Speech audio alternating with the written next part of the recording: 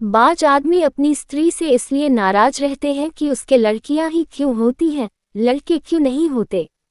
जानते हैं कि इनमें स्त्री को दोष नहीं है, यह तो उतना ही जितना मेरा, फिर भी जब देखिए स्त्री से रूठे रहते हैं, उसे अभागिनी कहते हैं और सदैव उसका दिल दुखाया करते हैं। निरुपमा उन्हीं अभागिनी स्त्रियों में थी और घमंडीलाल त्रिपाठी उन्हीं अत्याचारी पुरुषों में। निरुपमा की 3 बेटियां लगातार हुई थीं और वह सारे घर की निगाहों से गिर गई थी। सास ससुर की अप्रसन्नता की तो उसे विशेष चिंता न थी, वह पुराने जमाने के लोग थे जब लड़कियां गर्दन का बोझ और पूर्वजन्मों का पाप समझी जाती थीं। हाँ, उसे दुख अपने पतिदेव की अप्रसन्नता का था, जो पढ़े लिखे आदमी होकर भी उसे जली कटी सुनाते रहते थे। प्यार करना तो दूर रहा, निरुपमा से सीधे मुंह बात न करते, कई दिनों तक घर ही में न आते और आते तो कुछ इस तरह खींचे तने हुए रहते कि निरुपमा थर थर कांपती रहती थी, कहीं गरज न उठे। घर में धन का अभाव न था, पर निरुपमा को कभी यह साहस न होता था कि किसी सामान्य वस्तु की इच्छा भी प्रकट कर सके। वह समझती थी, मैं यथार्थ में अभागिनी हूँ, नहीं तो भगवान मेरी कोख में लड़कियां ही रचते। पति की एक मृदु मुस्कान के लिए, एक मीठी बात के लिए उसका हृदय तड़प कर रह जाता था। यहाँ तक कि वह अपनी लड़कियों को प्यार करते हुए सकुचाती थी कि लोग कहेंगे, पीतल की नट पर इतना गुमान करती है। जब त्रिपाठी जी के घर में आने का समय होता तो किसी न किसी बहाने से वह लड़कियों को उनकी आंखों से दूर कर देती थी। सबसे बड़ी विपत्ति यह थी कि त्रिपाठी जी ने धमकी दी थी कि अब की कन्या हुई तो घर छोड़कर निकल जाऊंगा, इस नरक में क्षण भर न ठहरूंगा। निरुपमा को यह चिंता और भी खाई जाती थी। वह मंगल का व्रत रखती थी, रविवार, निर्जला एकादशी और न जाने कितने व्रत करती थी। स्नान पूजा तो नित्य का नियम था, पर किसी अनुष्ठान से मनोकामना न पूरी होती थी। नित्य अवहेलना, तिरस्कार, उपेक्षा, अपमान सहते सहते उसका चित्त संसार से विरक्त होता जाता था। जहाँ कान एक मीठी बात के लिए, आंखें एक प्रेम दृष्टि के लिए, हृदय एक आलिंगन के लिए तरस कर रह जाए, घर में अपनी कोई बात न पूछे, वहाँ जीवन से क्यों न रुचि हो जाए। एक दिन घोर निराशा की दशा में उसने अपनी बड़ी भावज को एक पत्र लिखा। एक एक अक्षर से असह्य वेदना टपक रही थी। भावज ने उत्तर दिया, तुम्हारे भैया जल्द तुम्हें विदा कराने जाएंगे।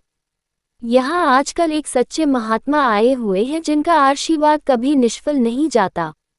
यहाँ कई संतानहीन स्त्रियां उनके आशीर्वाद से पुत्रवती हो गईं।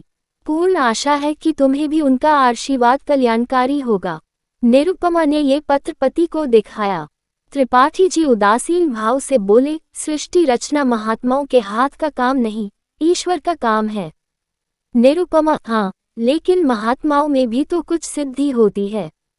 घमंडीलाल, हाँ होती है, पर ऐसे महात्माओं के दर्शन दुर्लभ हैं। निरुपमा, मैं तो इस महात्मा के दर्शन करूंगी। घमंडीलाल, चली जाना। निरुपमा, जब बांझिनों के लड़के हुए तो मैं क्या उनसे भी गई गुजरी हूँ। घमंडीलाल, कह तो दिया भाई चली जाना, ये करके भी देख लो। मुझे तो ऐसा मालूम होता है, पुत्र का मुख देखना हमारे भाग्य में ही नहीं है। कई दिन बाद निरुपमा अपने भाई के साथ मैके गई। तीनों पुत्रियां भी साथ थीं। भाभी ने उन्हें प्रेम से गले लगाकर कहा, तुम्हारे घर के आदमी बड़े निर्दयी हैं। ऐसी गुलाब फूलों की सी लड़कियां पाकर भी तकदीर को रोते हैं। ये तुम्हें भारी हो तो मुझे दे दो। जब नंद और भावज भोजन करके लटी तो निरुपमा ने पूछा, वह महात्मा कहाँ रहते हैं। भावज, ऐसी जल्दी क्या है, बता दूंगी। निरुपमा, है नगीच ही न। भावज, बहुत नगीच, जब कहोगी उन्हें बुला दूंगी। निरुपमा, तो क्या तुम लोगों पर बहुत प्रसन्न हैं। भावज, दोनों वक्त यही भोजन करते हैं, यही रहते हैं। निरुपमा, जब घर ही में वैद्य तो मरिए क्यों, आज मुझे उनके दर्शन करा देना। भावज, भेंट क्या दोगी। निरुपमा, मैं किस लायक हूँ। भावज, अपनी सबसे छोटी लड़की दे देना। निरुपमा, चलो, गाली देती हो। भावज, अच्छा यह न सही, एक बार उन्हें प्रेमालिंगन करने देना। निरुपमा, चलो, गाली देती हो। भावज, अच्छा यह न सही, एक बार उन्हें प्रेमालिंगन करने देना। निरुपमा, भाभी, मुझसे ऐसी हंसी करोगी तो मैं चली आऊंगी। भावज, वह महात्मा बड़े रसिया हैं। निरुपमा तो चूल्हे में जायम। कोई दुष्ट होगा। भावज उनका आशीर्वाद तो इसी शर्त पर मिलेगा। वह और कोई भेद स्वीकार ही नहीं करते। निरुपमा तुम तो यूं बातें कर रही हो मानो उनकी प्रतिनिधि हो। भावज हाँ, वह ये सब विषय मेरे ही द्वारा तय किया करते हैं। मैं भेंट लेती हूँ, मैं ही आशीर्वाद देती हूँ, मैं ही उनके हितार्थ भोजन कर लेती हूँ। निरुपमा तो ये कहो कि तुमने मुझे बुलाने के लिए ये हीला निकाला है। भावज नहीं, उनके साथ ही तुम्हें कुछ ऐसे गुर दूंगी जिससे तुम अपने घर आराम से रहा। इसके बाद दोनों सखियों में कानाफूसी होने लगी। जब भावज चुप हुई तो निरुपमा बोली, और जो कहीं फिर क्या ही हुई तो। भावज तो क्या, कुछ दिन तो शांति और सुख से जीवन कटेगा। ये दिन तो कोई लौटा न लेगा। पुत्र हुआ तो कहना ही क्या, पुत्री हुई तो फिर कोई नई युक्ति निकाली जाएगी। तुम्हारे घर के जैसे अक के दुश्मनों के साथ ऐसी ही चालें चलने से गुजारा है। निरुपमा मुझे तो संकोच मालूम होता है। भावज त्रिपाठी जी को 2-4 दिन में पत्र लिख देना कि महात्मा जी के दर्शन हुए और उन्होंने मुझे वरदान दिया है। ईश्वर ने चाहा तो उसी दिन से तुम्हारी मान प्रतिष्ठा होने लगी। घमंडी दौड़े हुए आएंगे और तुम्हारे ऊपर प्राण निछावर करेंगे। कम से कम साल भर तो चैन की वंशी बजाना, इसके बाद देखी जाएगी। निरुपमा पति से कपट करूं तो पाप न लगेगा। भावज ऐसे स्वार्थियों से कपट करना पुण्य है। 3-4 महीने के बाद निरुपमा अपने घर आई। घमंडी लाल उसे विदा कराने गए थे। सलहज ने महात्मा जी का रंग और भी चोखा कर दिया। बोली ऐसा तो किसी को देखा नहीं कि इस महात्मा जी ने वरदान दिया हो और वह पूरा न हो गया हो। हाँ, जिसका भाग्य फूट जाए उसे कोई क्या कर सकता है। घमंडी लाल प्रत्यक्ष तो वरदान और आशीर्वाद की उपेक्षा ही करते रहे।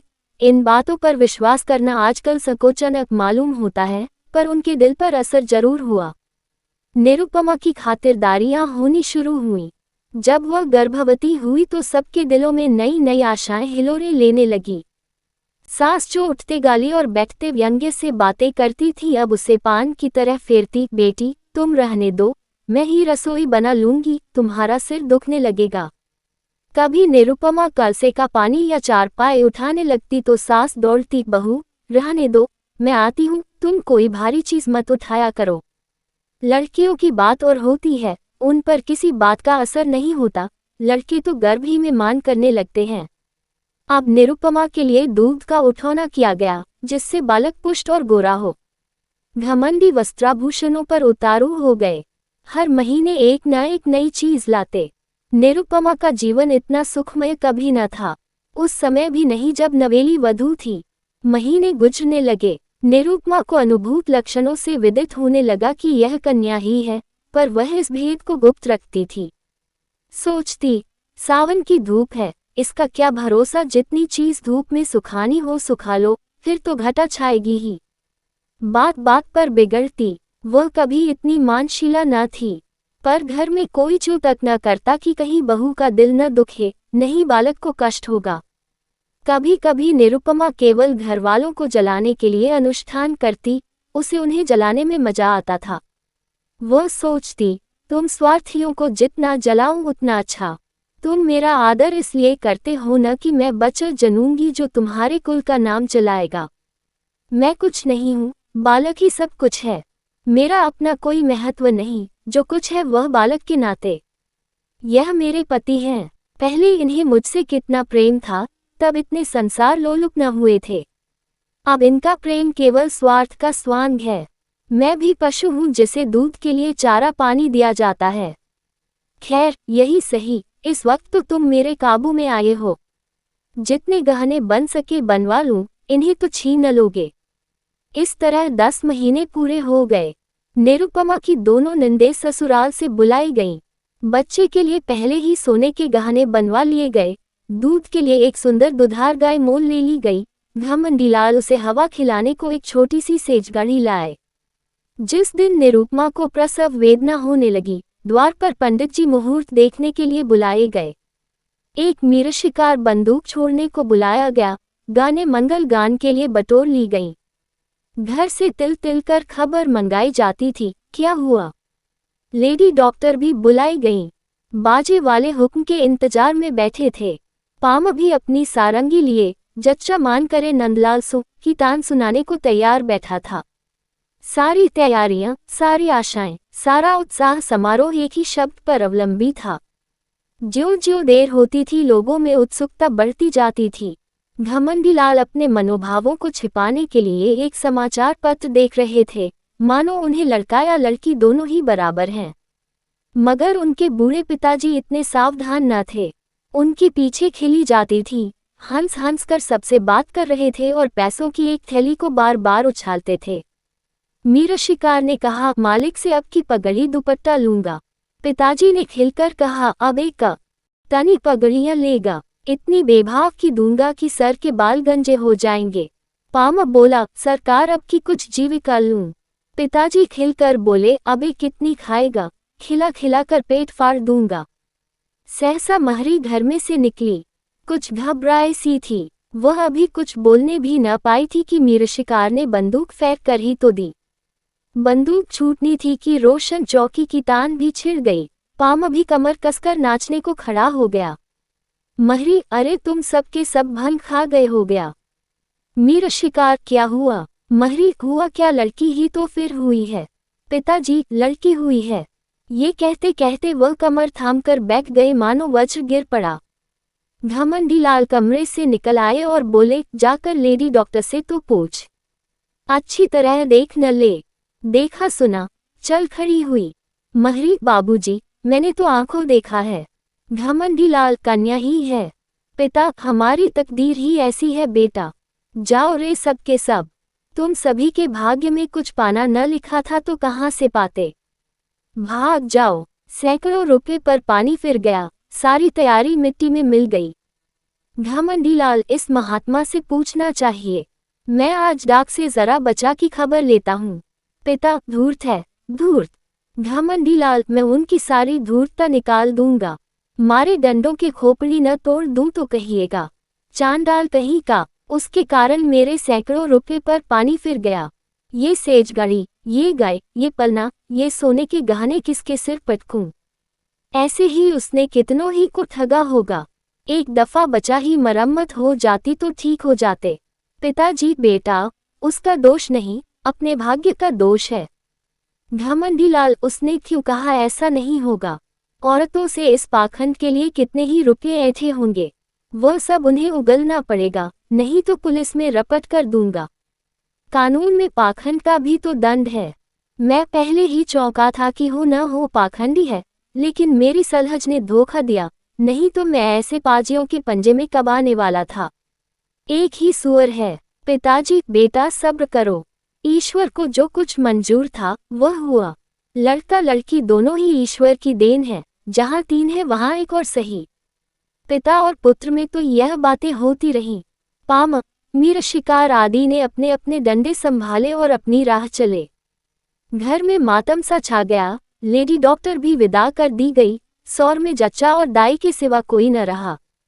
वृद्धा माता तो इतनी हताश हुई कि उसी वक्त अटवास खटवास लेकर पड़ रही। जब बच्चे की बरही हो गई तो घमंडीलाल स्त्री के पास गए और सरोष भाव से बोले, फिर लड़की हो गई। निरुपमा, क्या करूं, मेरा क्या बस। घमंडीलाल, उस पापी धूर्त ने बड़ा चकमा दिया। निरुपमा, अब क्या कहें, मेरे भाग्य ही में न होगा, नहीं तो वहां कितनी ही औरतें बाबाजी को रात दिन घेरे रहती थीं। वह किसी से कुछ लेते तो कहती कि धूर्त है, कसम ले लो जो मैंने एक कौड़ी भी उन्हें दी हो। घमंडीलाल, उसने लिया या न लिया, यहाँ तो दिवाला निकल गया। मालूम हो गया तकदीर में पुत्र नहीं लिखा है। कुल का नाम डूबना ही है तो क्या आज डूबा, क्या 10 साल बाद डूबा। अब कहीं चला जाऊंगा, गृहस्थी में कौन सा सुख रखा है। वह बहुत देर तक खड़े खड़े अपने भाग्य को रोते रहे, पर निरुपमा ने सिर तक न उठाया। निरुपमा के सिर फिर वही विपत्ति आ पड़ी, फिर वही ताने, वही अपमान, वही अनादर, वही छीछालेदार। किसी को चिंता न रहती कि खाती पीती है या नहीं, अच्छी है या बीमार, दुखी है या सुखी। घमंडीलाल यद्यपि कहीं न गए, पर निरुपमा को यही धमकी प्रायः नित्य ही मिलती रहती थी। कई महीने यूं ही गुजर गए तो निरुपमा ने फिर भावज को लिखा कि तुमने और भी मुझे विपत्ति में डाल दिया। इससे तो पहले ही भली थी। अब तो कोई बात भी नहीं पूछता कि मरती है या जीती है।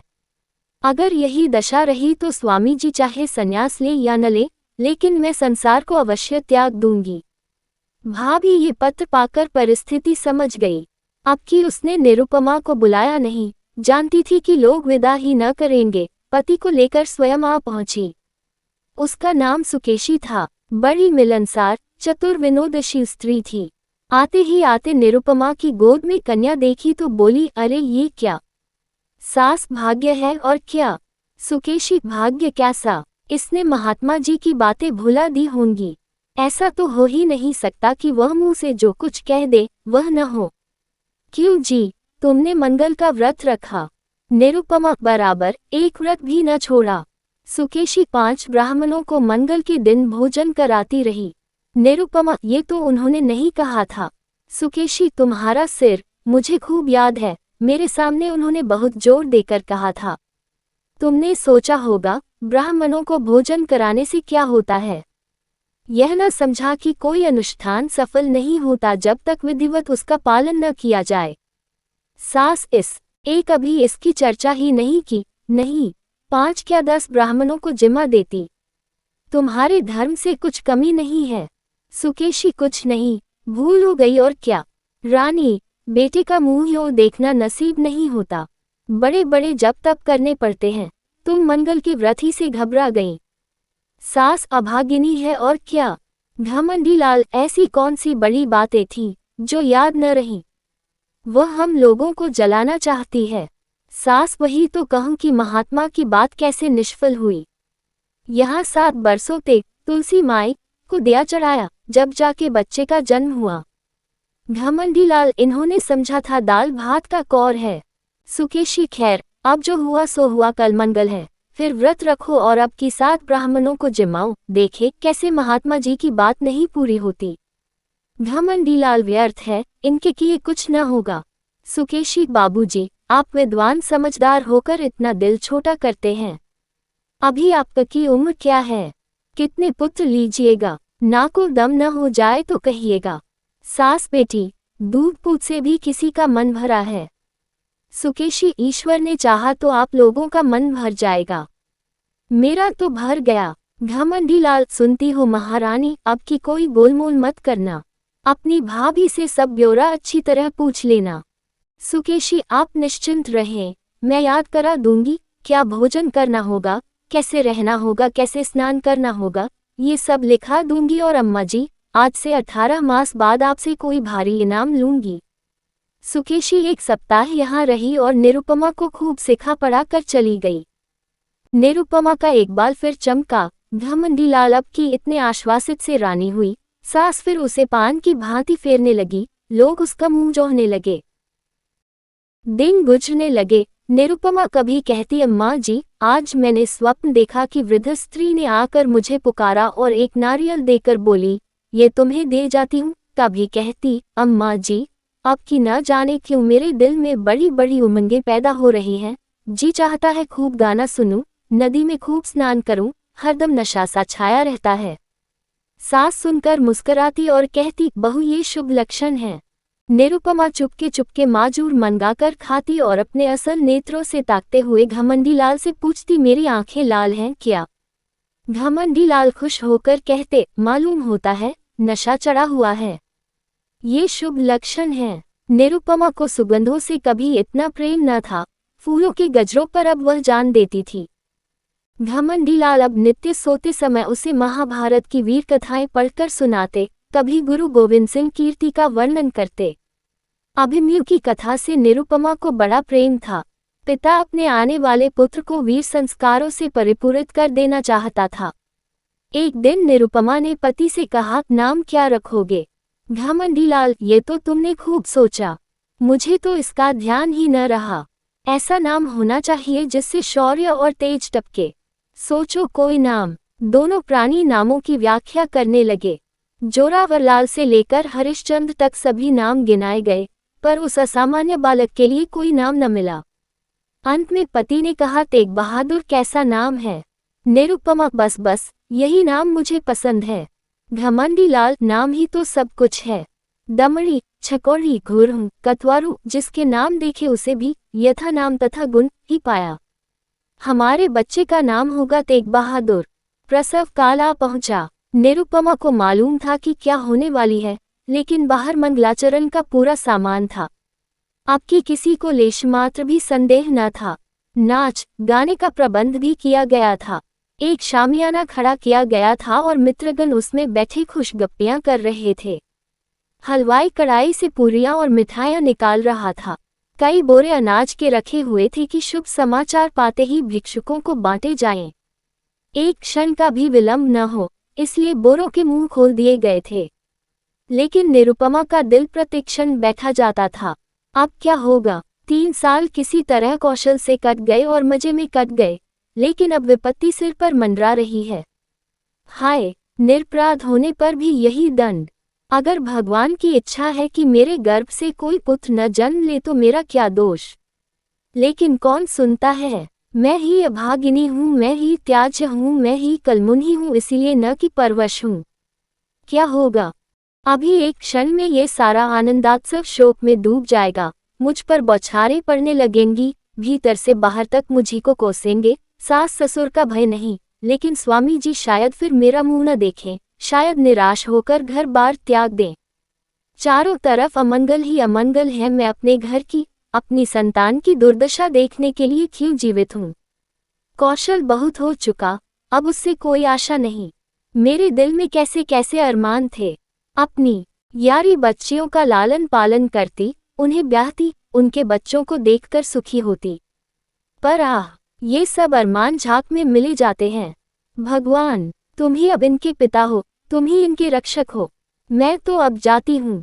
लेडी डॉक्टर ने कहा। वेल, फिर लड़की है। भीतर बाहर कोहराम मच गया, पिट्टस पड़ गई। घमंडी लाल ने कहा, जहनुम में जाए ऐसी जिंदगी, मौत भी नहीं आ जाती। उनके पिता भी बोले, अभागिनी है, वज्र अभागिनी। भिक्षुकों ने कहा, रो अपनी तकदीर को, हम कोई दूसरा द्वार देखते हैं। अभी यह शोकादगार शांत न होने पाया था कि डॉक्टर ने कहा, माँ का हाल अच्छा नहीं है, वह अब नहीं बच सकती, उसका दिल बंद हो गया है।